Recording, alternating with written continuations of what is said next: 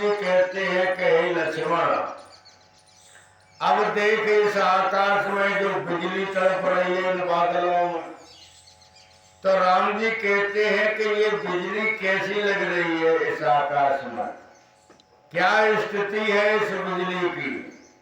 तो राम जी कहते हैं दामिनी दमक रही घन माही, खल के प्रीते जथा ठेर नाही। राम जी कहते हैं कि ये बिजली ऐसे चमक रही है जैसे किसी दुष्ट व्यक्ति के हृदय में और प्रेम स्थिर नहीं रहता है, ऐसे ही ये बिजली और इस आकाश में चमक रही है। और कहते हैं कि बरसहि जलद भूमि नियराए, जथा नवहि बुध विद्या पाए। अब ये जो बादल हैं, अब ये बादल पृथ्वी के बिल्कुल नजदीक आ रहे हैं, ये बिल्कुल नभ रहे हैं ये पानी के बादल के कैसे नभ रहे हैं कि जैसे कोई विद्यार्थी और शिक्षा को प्राप्त करके लौटता है तो उसमें नम्रता आ जाती है, ऐसे ही ये बादल पृथ्वी की तरफ झुक रहे हैं। और कहते हैं फिर उन बादलों से वर्षा होने लगी। जब वर्षा होने लगी तो राम जी कहते हैं कि देख लक्ष्मण, ये वर्षा हो रही है और ये बड़ी बड़ी जो बूंद हैं वो इस पर्वत पर पड़ रही हैं। तो ये पर्वत इन बूंदों को कैसे सहन कर रहा है। तो राम जी कहते हैं लक्ष्मण से कि बूंद अगाध सहाई गिर कैसे, खल के बचन संत सही जैसे। ये जो पर्वत है बड़ी बड़ी बूंदों को कैसे सहन कर रहा है कि जैसे संत और दुष्टों की वाणी को सहन करते हैं। दुष्ट अगर कोई कुछ कह देता है तो संत उसको सहन कर लेते हैं, ऐसे ही इन बड़ी बड़ी बूंदों को पर्वत सहन कर रहा है। और इतने में घोर वर्षा होने लगी, इतनी वर्षा हो रही है कि एकदम पानी पानी हो गया। छोटी मोटी जो नदियां थी वो नदियों में पानी चलने लगा। अब राम जी कह रहे हैं लक्ष्मण से कि लक्ष्मण देख, इन नदियों की क्या स्थिति है, ये नदियां क्या कर रही हैं।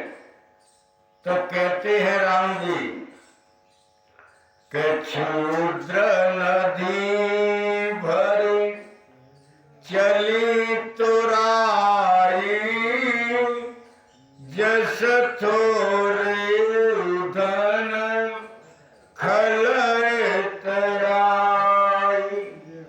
अब वो छोटी छोटी जो नदियां हैं पहाड़ों की एकदम स्पीड में चल रही है, कोई पेड़ पौधा पड़ जाता है उखाड़ के फेंक देते हैं। तो राम जी कह रहे हैं कि लक्ष्मण, इन नदियों की वो स्थिति हो रही है कि जैसे कोई दुष्ट पर थोड़ा भी धन हो जाए तो उस दुष्ट प्रवृत्ति के लोग की चाल बदल जाती है, ऐसे ही आज इन नदियों की चाल बदल रही है। और कहते हैं अब वर्षा हो गई तो वर्षा होने पर राम जी की नजर एक गड्ढे पर पड़ी। जो छोटा सा गड्ढा था उसमें पानी भर गया। अब लक्ष्मण से कह रहे हैं राम जी के लक्ष्मण देख, ये गड्ढा तुझे दिख रहा है कि हाँ भैया दिख रहा है, कि तो ये गड्ढा की क्या स्थिति है। तो कहते हैं कि भूमि पर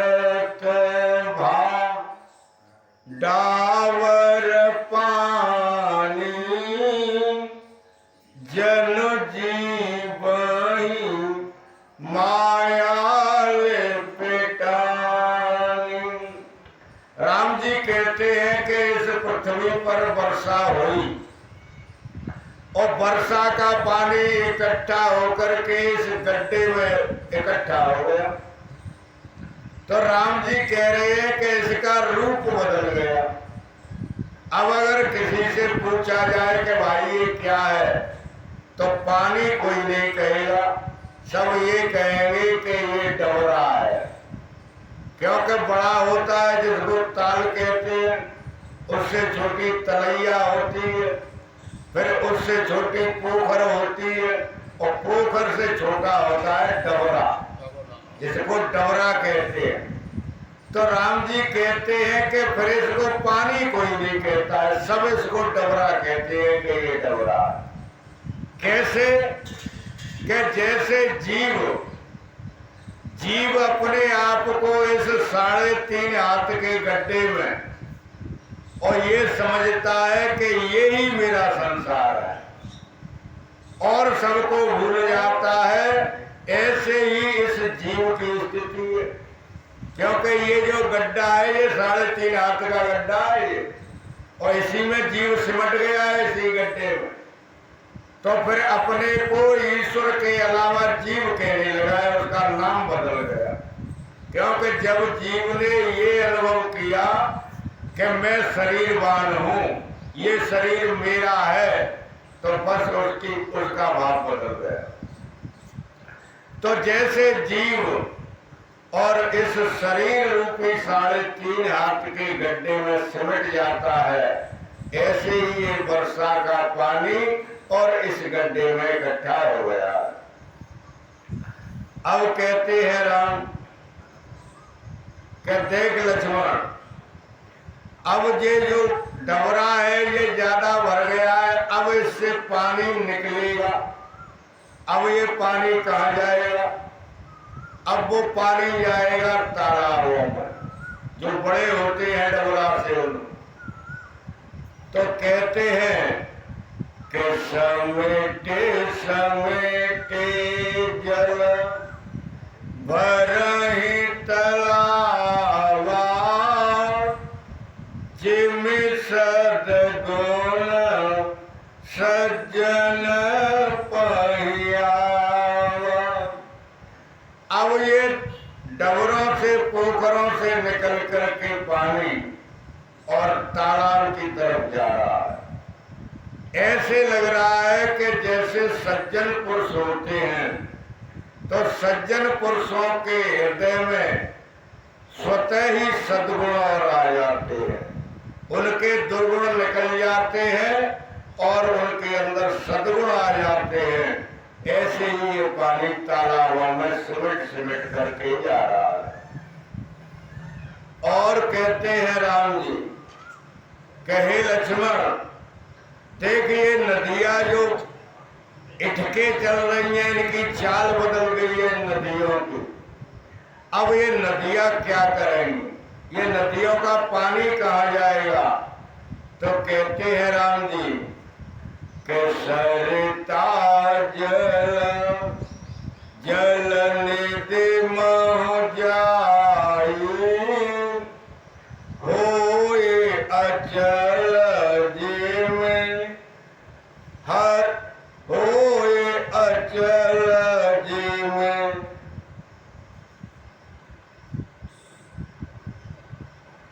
क्या सब मिस्टेक है?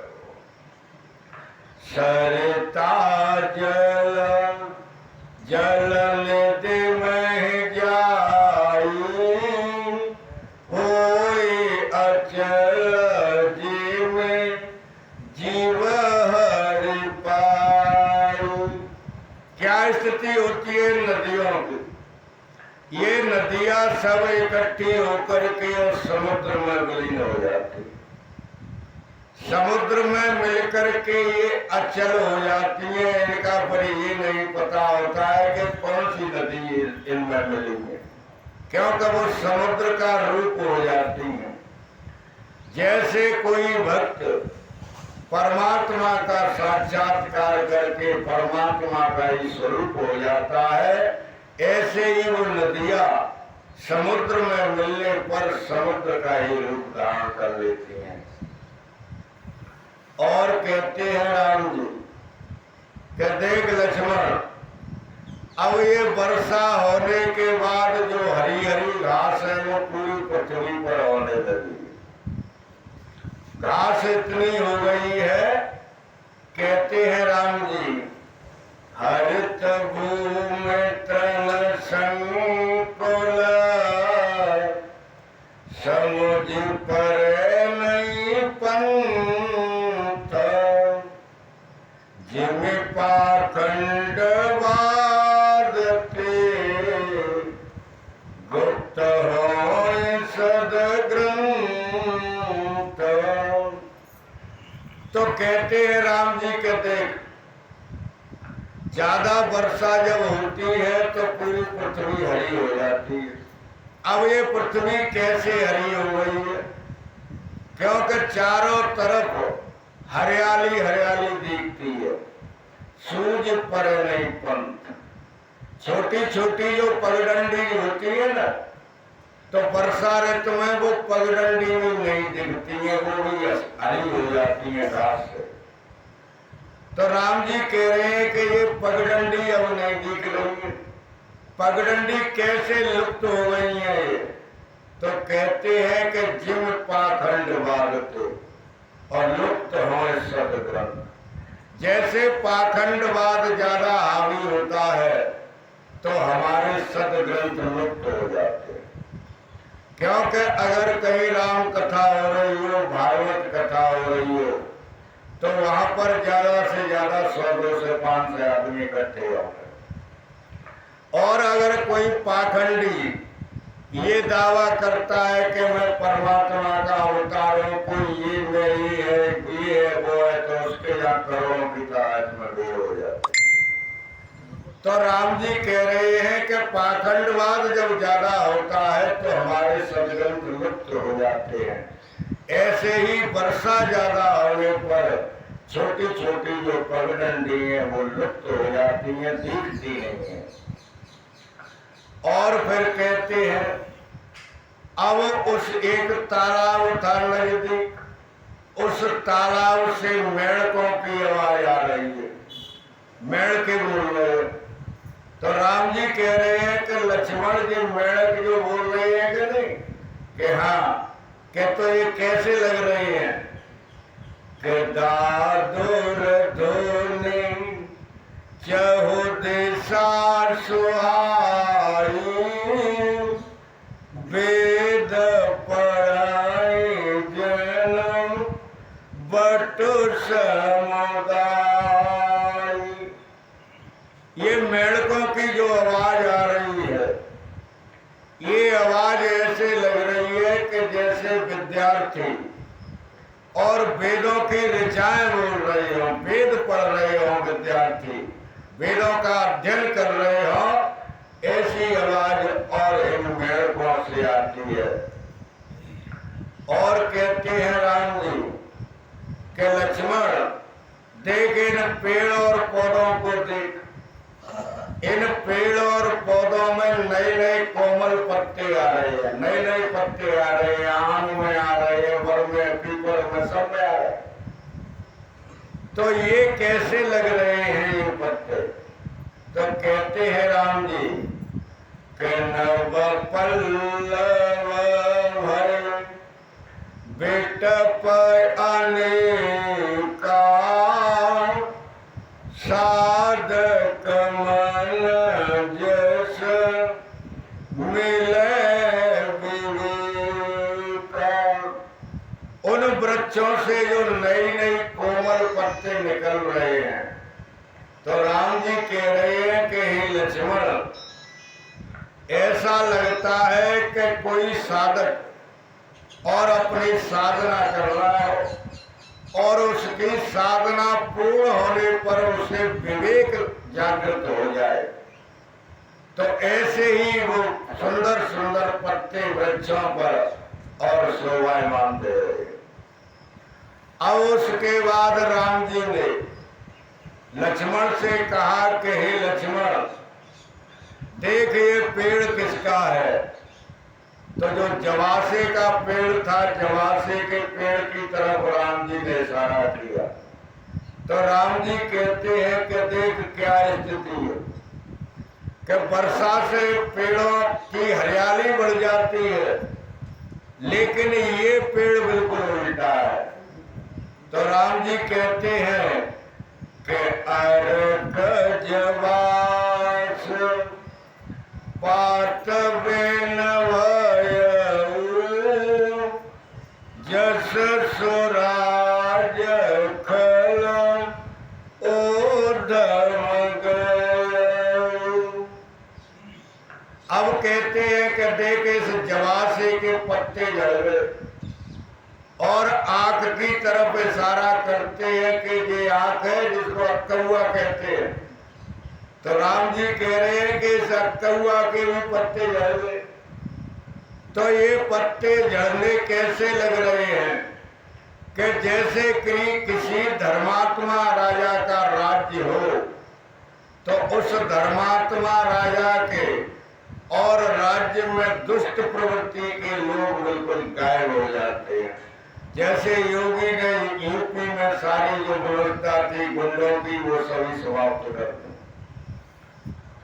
और कहते हैं राम जी कि देख लक्ष्मण, अब इस पर घूम करके देख पर्वत पर आपको कहीं धूल नहीं मिलेगी, क्योंकि पानी से मिट्टी जम गई है। तो कहते हैं राम जी कि खोजत कत मिले नहीं धूरी,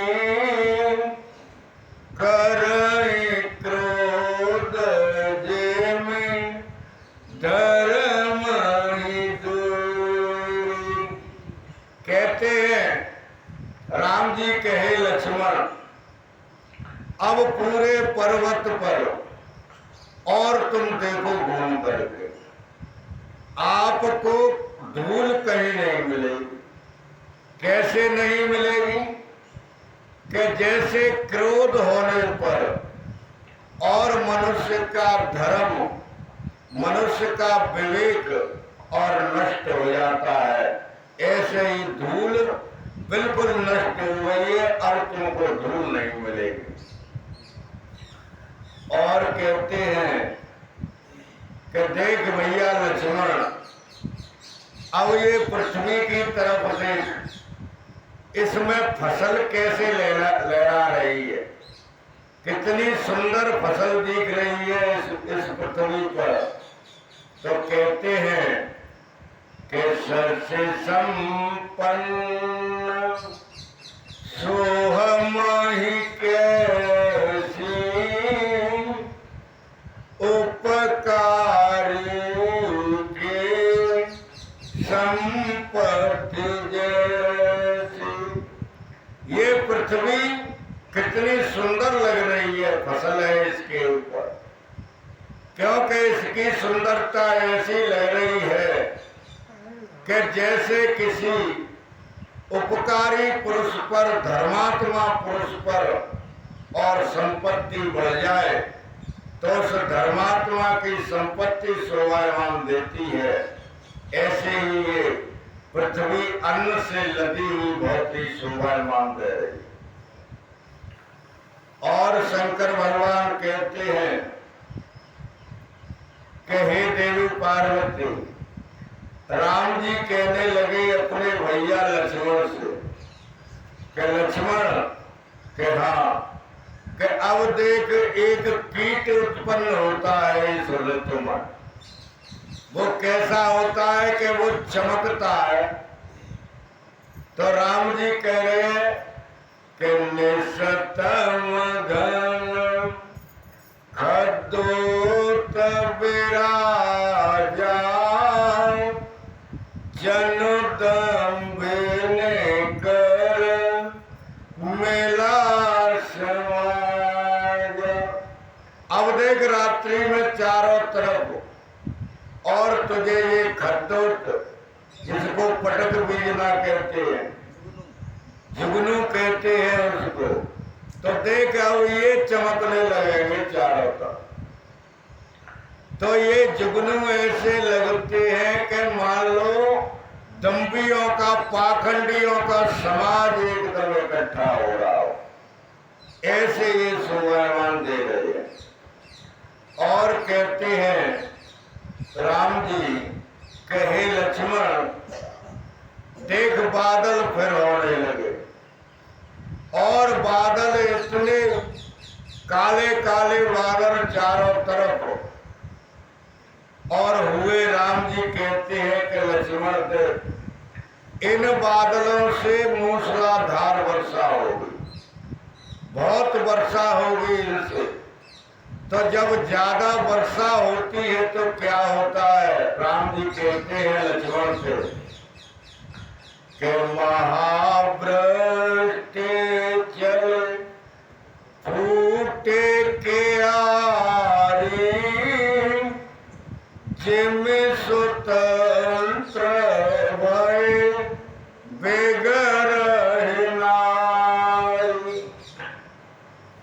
राम जी कहते हैं कि लक्ष्मण जब ज्यादा वर्षा होती है तो मेड़ टूट जाती है, खेतों की क्यारियों की मेड़ टूट जाती है, और जब मेड़ टूट जाती है तो पानी स्वतंत्र हो जाता है। तो कहते हैं राम जी कि वो मेड़ जो मर्यादा है वो ज्यादा वर्षा से टूट जाती है। ऐसे ही किसी भी परिवार की, किसी भी घर की स्त्री अगर स्वतंत्र हो गई, वो अपनी इच्छा से कार्य करती है, तो फिर वो बिगड़ जाएगी, कहीं न कहीं वो धोखा खा जाएगी। राम जी कहते हैं कि स्त्री को मर्यादा नहीं तोड़नी चाहिए। अब कहते हैं राम जी के लक्ष्मण देख कुछ कुछ फसल ऐसी है कि जिसको किसान जिसकी निराई कर रहे हैं, किसान लगे हुए हैं खेतों में। राम जी इशारा करते हैं लक्ष्मण से कि लक्ष्मण देख ये किसान खेतों में निराई कर रहे हैं, तो ये क्या कैसे लग रहे हैं? तो कहते हैं कि कृषि नरावहि चतुर किसान जिमि बोधत जाहि मोह मद नाम। अब ये किसान फसल की निराई कर रहे हैं, तो ये कैसे निराई कर रहे हैं कि जैसे विद्वान पुरुष अपने विकारों को त्याग देता है, मोह मद को त्याग देता है, ऐसे ही किसान अपनी फसल से और खरपतवार को और उखाड़ करके फेंक रहे हैं। शंकर भगवान कहते हैं, फिर राम जी कहने लगे कि हे लक्ष्मण अब देखो कि यहाँ चक्रवाक जो पक्षी है, चकवी चकवा, वो नहीं दिखाई दे रहे। क्योंकि वो क्यों नहीं दिखाई दे रहे हैं? तो कहते हैं कि देखियत चक्र बाक खगनाही कलेह पाए जिमे धर्म पराही। राम जी कहते हैं कि वो चकवा चकवी जो पक्षी हैं वो यहाँ नहीं दिख रहे हैं, वो कहीं चले गए हैं। कैसे कि जैसे कलयुग में और धर्म लुप्त हो जाता है, ऐसे ही वो पक्षी लुप्त हो जाते हैं वर्षा ऋतु में। और कहते हैं राम जी कि लक्ष्मण देख कुछ जमीन तुझको दिख रही है, इसमें कुछ नहीं उपजा, घास भी नहीं इसमें हुई है इस जमीन में, तो उसको कहते हैं ऊसर। तो राम जी कहते हैं कि देख ये ऊसर जो जमीन है वो कैसे दिख रही है कि ऊसर बरसहि तृण नहीं जामा, जिमि हरि जन हिय उपजन काम। कहते हैं राम कहे लक्ष्मण वर्षा इस भूमि पर हुई है लेकिन ये ऊसर है, इसलिए इस पर घास का भी तिनका नहीं होगा। कैसे कि जैसे परमात्मा का जो भक्त होता है उसके हृदय में और काम कभी उत्पन्न नहीं होता है, कामना कभी उत्पन्न नहीं होती है उनके हृदय में, जो राम जी का अनन्य भक्त होता है। शंकर भगवान कहते हैं कि हे देवी, अब वो राम जी कहते हैं लक्ष्मण से कि भैया कि हाँ कि अब देख तू इस पृथ्वी पर जाने कितने प्रकार के और कीट पतंग पैदा हो गए, उनकी संख्या का कोई अनुमान नहीं लगा सकता है, पूरी पृथ्वी कीट पतंगों से भर गई है। तो कहते हैं राम जी कि विविध जंतु संकुल महि ब्राजा, प्रजा जिमि पाए सुराजा। अब देखे कि इतने जीव जंतु पैदा हो गए हैं इस वर्षा ऋतु में कि जैसे किसी धर्मात्मा के राज्य में और जनसंख्या बढ़ती है, ऐसी स्थिति आज यहाँ हो गई है कि जैसे स्वराज पा करके और जनसंख्या का विस्तार होता है, ऐसे ही वर्षा ऋतु में और ये कीट पतंग जाने कितने प्रकार के पैदा हो गए हैं।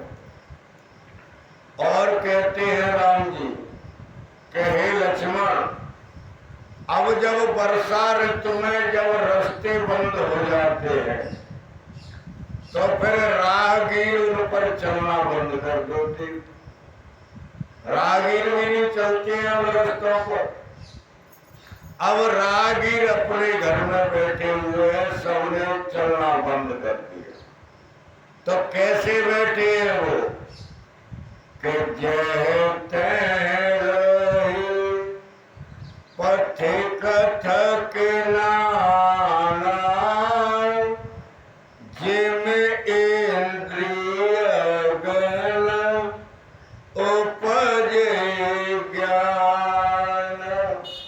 राम जी कहते हैं कि वो राहगीर अब उन रास्तों पर नहीं चल रहे, वो बैठ गए हैं।